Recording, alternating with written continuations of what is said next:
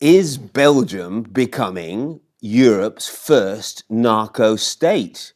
That's not our opinion, it's the opinion of the Belgian judges themselves. Let's look into it. This is Interference. Welcome back. We're here to talk about narco states and whether Europe's got one. I'm here with Carl Deconninck, who is a Flemish journalist and works for Brussels Signal. Say hello. Hello. And we're, as always, here with Alex over in the good old UK. Hi, Alex. Hello. So, let's get down to it. What's happening in Belgium? Well, the story over the last couple of days has been this really surprising letter from a magistrate, an investigating magistrate, who says that Belgium is turning into a narco state. We've talked about drugs going through Antwerp before, but things seem to be getting a lot more serious.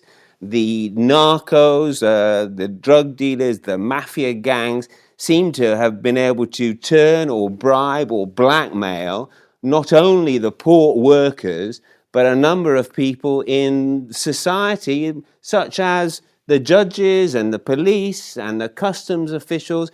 There have been attempts to kidnap Belgian ministers, probably by the same gangs, and it seems as if the Belgian state is struggling to defend the state itself. Is that an exaggeration, Carl? No, not at all. That was exactly what the judge was saying. Though a small remark that I have to make, because when I wrote the article yesterday, I was looking up more about the judge because the Belgian media knew it was a woman. So I looked up judge who had to be in a safe house for a couple of weeks in November last year. And then I found back reactions from other magistrates saying exactly the same thing. So the last year, at least, we have that crisis already ongoing. But making things worse, we're living here in Brussels, we hear the shootings every day, we report about it.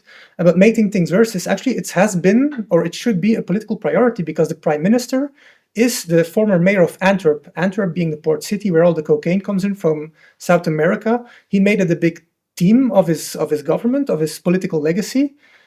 And now we see, after 1 year in power, while they're fighting over the budgets, they're losing the drug war. There is no improvement. On the contrary, the judges are crying about it, not being dismissive about them being crying, but they're literally crying because they're out of breath on how to deal with this. So yeah, they have no control and no grip on it. But how has this happened? I mean, it seems to have gone from a small problem to a big problem over the last year or two in particular. Do you have any notion as to why? I think it just gets worse because there's a lot of money and there's a lot of drugs and there's a lot of people using it. Alex, what do you think? I mean, let's face it, drugs is a problem everywhere, but because Antwerp is such a big port and Belgium is such a small country, what goes on in Antwerp seems to have a greater weight than it might do in other countries. Have you heard about this Antwerp scandal in the UK?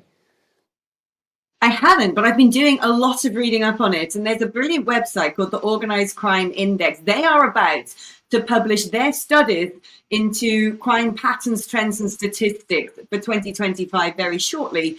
But you can go on their website, Organised Crime Index, and the information there is compiled by various intelligence police services globally. So Europol, the CIA, the Metropolitan Police in the United Kingdom, etc., etc. And you can go into a particular country and do some in-depth research into the sorts of crimes taking place and the people behind them. And you're absolutely right, Justin. Antwerp is essentially the headquarters of all of the illicit trafficking, whether it's people trafficking, arms trafficking, drugs trafficking, for the whole of Europe. But then what you've got to look at is, why is this situation getting worse? I think something very clear has happened. And when you look at the people behind the criminal activity, it is the same nations coming up again and again and again, which is the nations of people coming over from small boats. We're talking about Eritreans, North Africans, Libyans, Sudanese, but then also the Balkan states. And you realize the biggest problem that Europe faces and why this situation is getting worse and worse and worse is open borders.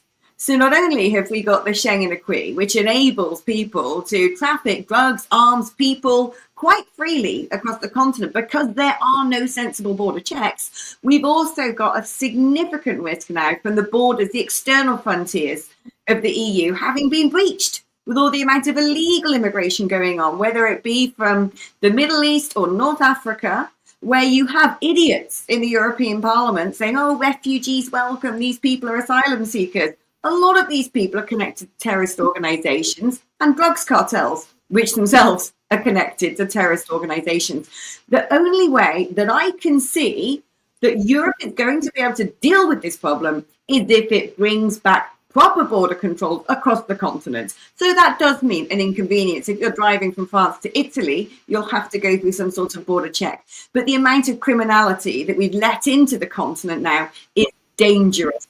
I should probably point out that there's a lot of money involved. I mean, the magistrate in this open letter that we've been talking about mentioned a €1 billion parallel economy.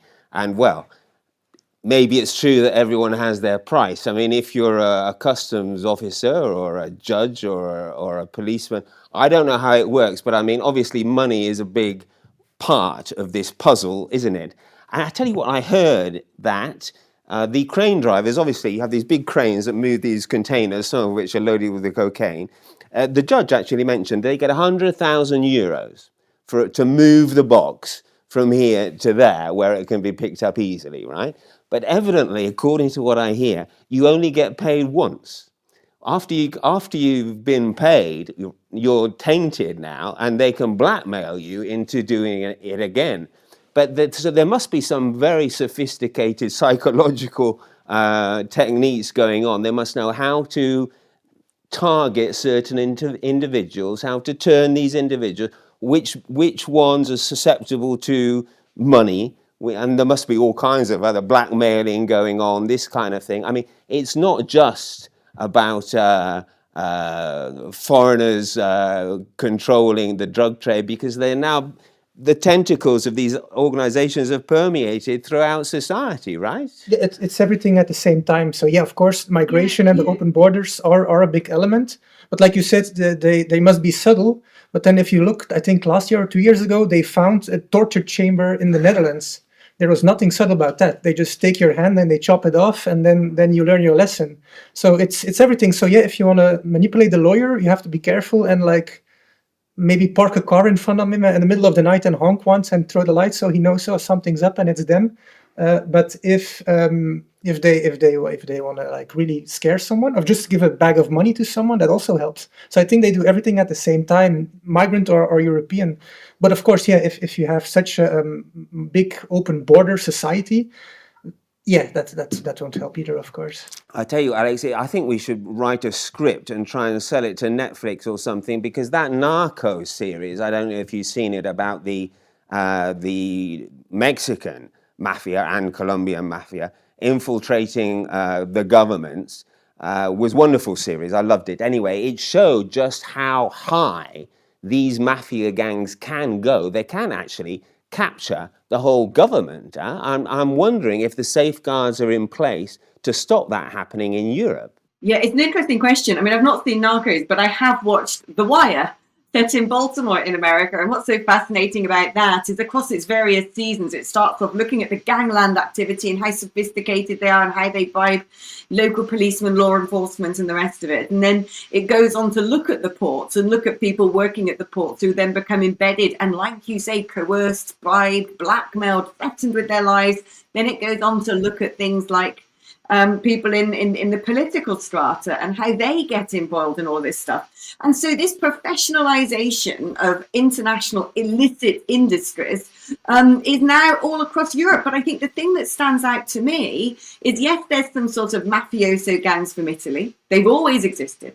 There are Dutch gangs involved because, of course, the Netherlands was the one country to say, we're going to legalize prostitution and drugs. rather than, make this stuff above ground and therefore able to be regulated, it acted as a magnet for all other sort of drugs and sex crimes to then, take place within that country. But the vast majority of this criminality, whether you look at Germany, whether you look at the Netherlands, whether you look at Sweden, whether you look at the United Kingdom, whether you look at Belgium, whether you look at France, the vast majority of this illicit activity is being done by foreign gangs.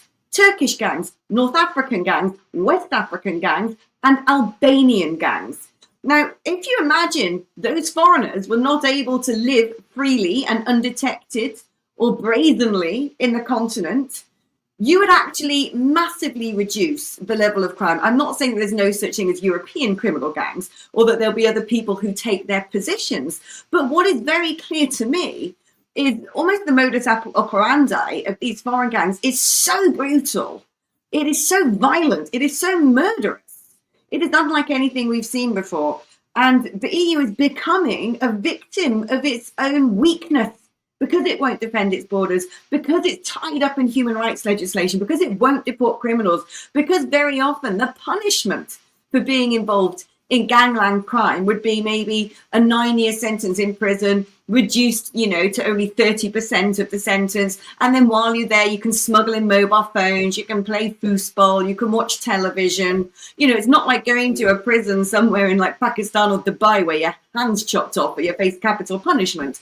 We are so soft in Europe that the foreign gangs are so tough that they don't care. They know that they can ride roughshod over our institutions. And once they get a big enough foothold, once they've got enough money, once they're established to the degree that they are now, there is no one they don't think that they can't buy.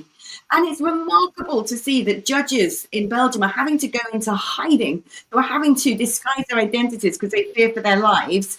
Really now you have the criminals essentially controlling law enforcement. It's terrifying. I'm wondering, Carl, if there's anything specific about Belgium to add to this discourse. I mean, maybe we could compare Belgium with Italy in the 70s when there was a very big mafia problem and they had infiltrated quite high up in government. I mean, there are all kinds of rumors all the time about Italian leaders, aren't there, and how they might be involved in the mafia, more in the past than now. I remember there was a lot about Silvio Berlusconi, for example. But here in Belgium, the federal state is weak, isn't it? I mean, lots of the power is in the hands of the regional governments. And I'm wondering if this plays a role. No, I don't think so, because police and justice are organized in a national way. But to talk about politics, there are some angles. If you go back, you talk Italy has a better reputation of being a criminal country in the past, but so was Belgium. If you look at the 70s, you had the CCC, like the far left people who killed people in the streets. You had the gang of Navel, who murdered people in supermarkets. You had the Bande Damers, who even they kidnapped the prime minister, Van den Boeymans, who was then freed via the Mossad. So an entire story of like dark money, secret services, CIA, Operation Gladio, a lot of organized crime. That came to an end in the 90s with Marc Dutroux. So the pedophile scandal, and they needed to clean up like justice and police. They reorganized the police. They cleaned up justice until a certain degree. They reorganized it. They had like no political nominations of judges anymore. So Belgium cleaned up house. And actually what we see now is a deterioration of things. So it became worse. But also politically, an interesting point maybe that I have to bring up. I think at least a decade, one opposition party, Vlaams Belang, the right-wingers, they have been asking, do drug tests on politicians. Yeah. So that may be an interesting angle, maybe in the European Parliament, in every national parliament. If you would do it like next Monday, what would the result of that be? Right. Well, I remember, actually, that reminds me about a story. It has been done to a certain extent in that someone went into the European Parliament and actually tested the bathroom. And surprise, surprise, there were high levels of cocaine. I mean, Alex, this is nevertheless, I mean, this is a serious point, isn't it? Because lots of the people who are talking about a crackdown are snorting of a weekend. Yeah, we have the same in the United Kingdom Parliament. A test was done in the bathrooms in the Palace of Westminster. I don't think a single toilet came out as having been clean. I think they were all compromised by having illicit drug taking going on.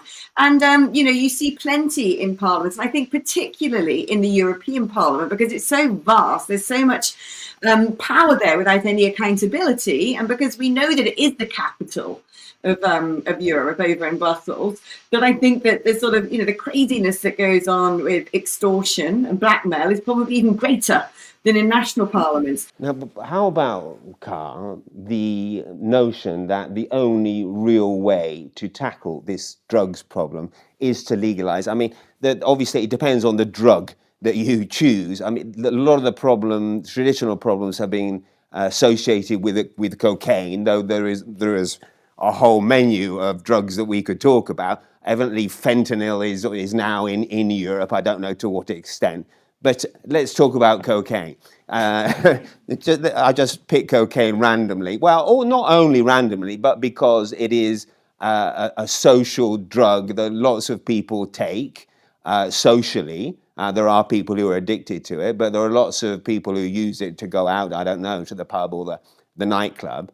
And it's widely consumed across Europe, right? So what my question is, if it is true that the cocaine business is in the hands of non-European criminals, though even if you got rid of them, there would still be a demand for these drugs, right? So you're going to get rid of them, and somebody else is surely going to step in and supply what the people want. Yeah, but I feel you're making a libertarian theoretical argument, and I sympathize to it. But the reality is, you see just societies breaking down based on drugs. It causes too much harm. People are addicted and they do crazy stuff. So you can't really do it. And even in theory, you could give it to the government and let governments organize the drug trade. And then it would cost so much money, and it would break down, and nobody would use it anymore because the government is really bad at things, especially economically speaking. So we could do that in theory, but I'm afraid that will not be the case. And what we see in practice, in the moment you legalize it, like Belgium did in the past with marijuana, like the Netherlands do, like some American states did a short while ago, everybody returns on it because it always breaks down. It never works. You get too much trouble in society, people using in the street, people dying in the street, people surely crime because they need their €50 or $50 to get their quick fix. So it doesn't work. Although even if you have 100 people using it and you have 20 people of that 100 people being very problematic, it's too much, the 20 people. And even like related to it, you have in the hooligan scene and the football supporter scene, a lot of people using, and then they go on binges, they are violent, they have car crashes. They ride over young children, so it's too much trouble. You can't have that in society. But surely everything we have it permissive. We have clean needle spaces. We have safe spaces. That's true. We have all that stuff, and what you get, more trouble. But everything you can say, though, everything you've just said about drugs, we're talking about cocaine, can also apply to alcohol. How many people do crime when they're drunk? Yeah, how many health problems are there associated with alcohol? It's huge. I mean, we all know people who are alcoholics. That's not good either. Surely the same argument applies. If alcohol wasn't existing, we wouldn't legalize it and import it in our country. But you have people advocating for doing exactly that with drugs. So you make a negative argument, but you have to turn it around. Like, why would you add to the trouble we already have? And the one thing that does work is very hard repression. The Chinese did it. Arab countries do it. Like even the countries with the migrants who come here, they come here because we are weak. In their country, they get shot dead almost if they get caught with what they're doing here. So is that the answer? Or shoot the addicts? Shooting is maybe a bit much, but yes, repression, because it's the only thing that has been proven throughout history that works, while everything else doesn't work. Well, there you go. Alex Carl is in favor of a Chinese-style system, whether he's on his way to Saudi Arabia soon, and he's been reading the visa application, and if you do, I think if you smoke a cigarette or something, you get locked up. No, that's not true. But you see, that's Singapore. But you see what I mean. It seems that we're faced with either going down the legalization route or a very repressive regime, because you can't actually solve this problem without targeting demand, right? Right, but I totally agree with him, because when you look at countries that have gone down the route of legalization, do you know what happens? It becomes a magnet for more illicit behaviors. So, for example, if someone thinks, oh, great, I can go to the Netherlands because I can have hookers and cannabis, then you have a lot of people going to think, instead of having just the hookers and cannabis, oh, look, here's some woman who has been trafficked in, maybe from a war zone like Ukraine. They will sort of feed, the demand grows, basically. And that's your gateway drug. Would you fancy all of these other things? As far as I can tell, the minute you start legalizing things and becoming a more primitive society, it ends up like pulling a thread, and that thread gets longer and longer and longer. It becomes the thin end of a wedge, and a wedge that you don't want to have to think about. So I totally agree. I'm sympathetic with a lot of libertarian attitudes, but it just doesn't work. And also, when you look at things like cocaine, yeah, I mean, look, when you get on the sharp end of amphetamines and upwards, you're then talking about drugs that can kill people, actually kill people through overdoses and create very significant long-term health damage. But no, if we were just stricter about our borders and stricter about our punishments, then we would be fine. Because the thing is, Europe doesn't lack the ability to monitor itself. We are advanced in technology. We have some of the best intelligence agencies. We have surveillance equipment that they just don't have in other countries. And yet the problem is, we are so weak on sentencing. We are so weak on the sort of existence that face people when they go to a prison, even if it's a high security prison. We're so weak on controlling our borders that it's worth the risk. It's worth the risk. You wouldn't bother trying to be a drug dealer somewhere like Indonesia, because if you get caught, you're dead. And yet in Europe, we have become a magnet. But we also need a bit of a public relations shame campaign, because there are a lot of do-gooders sitting in Parliament, working for newspapers, working for NGOs and charitable organisations who bang on about refugees welcome and this, that and the other. And yet, because they think it's okay for them to go and take drugs at the weekend, they're not being held accountable for, right, so you've just bought a bag of cocaine. Now let's go back to the stage before. That was sold to you by a guy here whose little brother was held at gunpoint, whose cousin's been murdered on the streets. That money, if you take it the next stage back, goes to a big international criminal cartel who are also trafficking women and doing unthinkable things in the black market with slavery. Take it back to another level. Oh, look, you've got terrorist organizations who want to blow up your country. So I think we also need, if we're going to name and shame people for really stupid things, like putting an unpleasant, politically incorrect post up on the internet, all those people shoveling cocaine up their nose, I'm sorry, but they are the end user funding and enabling terrorism, people trafficking, the murder of children. They need to be held accountable. We need to move into a society that no longer says, oh, look, all my friends are doing a line of cocaine. That's normal. That's what everyone does right now. I'm sorry, it is not okay. This is, to a certain extent, the policy of the Belgian federal government now, right? I know that Bart de Wever has been talking about clamping down on consumption. If you look at the letter that was written yesterday, it's not working. So how about then more muscled intervention by the forces of order? There are parties, is it not true? The Vlaams Belang has called for the army to be sent into Antwerp, right? Yeah, you have a lot of right-wing populists, ideas, and even like mainstream politicians who say that. But the problem is, also in Belgium, the justice system isn't ready for it. For example, in Belgian prisons are more than overfull. There's no room. So even if you say, okay, we're going to catch everybody with more than X amount of drugs on them, where are you going to put them?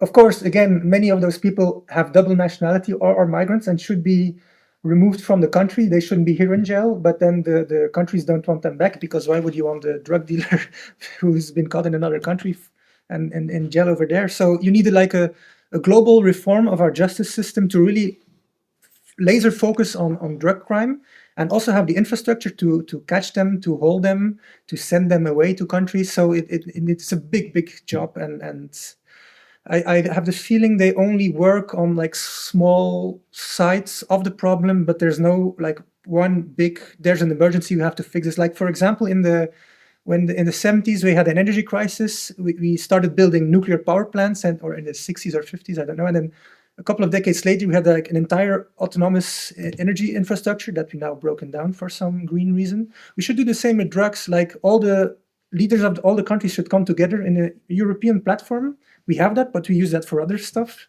But really for like a real safety and security vision for outline for the next decades, and just start with it. And really that should be the central political issue, because you have the drugs, but the drugs is connected to all other crime almost. Every drunk driver also has some cocaine in their blood very often. I'm exaggerating, but it's a big thing. And if you look at weekend car crashes, people who murder someone are very often high. People who do dumb things are very often high. The smuggling routes are the same for women as for drugs, as for other things.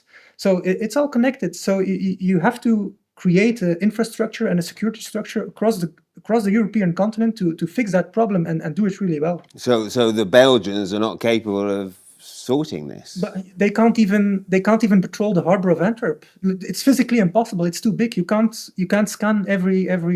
Not even with AI cameras. It's too much. Well, it looks like, Alex, this problem is here to stay for a while, at least. Yeah, until we have that cooperation across Europe and face down this problem together, but face it down by doing things like readdressing the ECHR and looking at things like criminal sentences, readdressing the Schengen Acquis, looking at open borders, and frankly, taking a route a bit like Vlaams Belang pose, which is kind of a Trumpian route. Okay, you look at what Donald Trump is doing in America, both using tariff wars against neighboring countries to try and stop the flow of drugs into America, but also essentially sending in the equivalent of the armed forces to try and get on top of this problem, to try and clean up the big cities, taking a very hard approach. That is what we need to do. We need to look at punishments. We also need to look essentially at how this started in the first place. And open borders for me is the first thing that needs to end. That was a fascinating conversation. Lots of stuff in there to unpack, and we've already hit our time limit. Thanks a lot, Carl, for joining us today. Thanks for having me. Thanks, as always, Alex. Thank you. And see you next time on Interference.